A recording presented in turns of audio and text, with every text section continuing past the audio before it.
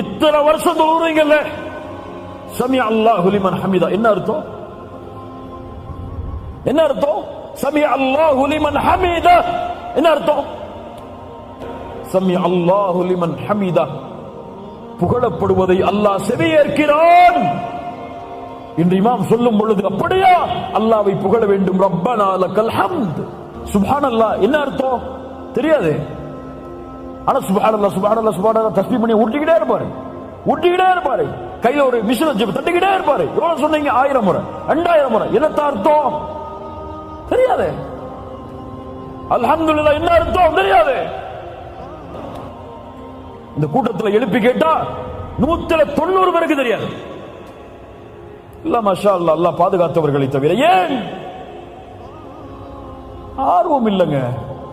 கல்பு ஒன்று சேரல, கல்பு அமைதி கிடைக்கல, கல்புக்கு நிம்மதி கிடைக்கல.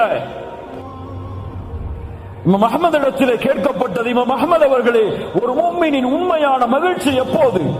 கோடிகளை கட்டும் பொழுது, ராய்ஸ் ரோயஸ் கார்ல வலம் வரும் பொழுது, அல்லது பெரிய பெரிய பில்டிங்கை வாங்கி மிகப்பெரிய சொத்துக்களை குவிக்கும் பொழுது, அழகிய மனைவிமார்களை திருமணம் முடிக்கும் பொழுது, அழகிய பிள்ளைகளை பெருக்கும் பொழுது, உலகத்தில் மிகப்பெரிய அரசனா மாறும் பொழுது.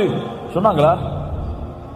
அஹ்மது சொன்னார்கள், ஒரு முஃமினுடைய உண்மையான மகிழ்ச்சி சொர்க்கத்தில் அவன் எடுத்து வைக்கும் முதல் 8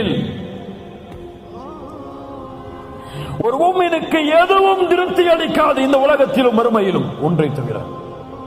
மறுமையில் சொல்லுவான், சொர்க்கத்தில் நுழைவான், அல்லாஹ் அழைப்பான், ஹல் ரதைத்தும், திருப்தி கொண்டீர்களா?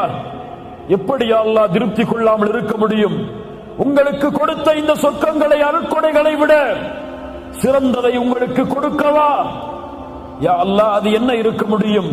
அல்லாஹ் கூறுவான், இன்றைய தினம் என் பொருத்தத்தை நான் ஹலாலாக்குகிறேன், இதற்கு மேல் உங்கள் மீது நான் கோபமே படமாட்டேன் என்று அல்லாஹ் கூறுவானே, அந்த வார்த்தையை அந்த முஃமின் இந்த 2 காதால் கேட்கும் வரை அவனுக்கு உலகத்திலே எது வந்தாலும், எது வரவில்லை என்றாலும், துன்பம் வந்தாலும், கஷ்டம் வந்தாலும், செல்வம் வந்தாலும், வறுமை வந்தாலும், இந்த உலகத்தில் எது கிடைத்தாலும், கிடைக்கவில்லை என்றாலும், அவனுக்கு எதுவும் நிம்மதி அல்ல.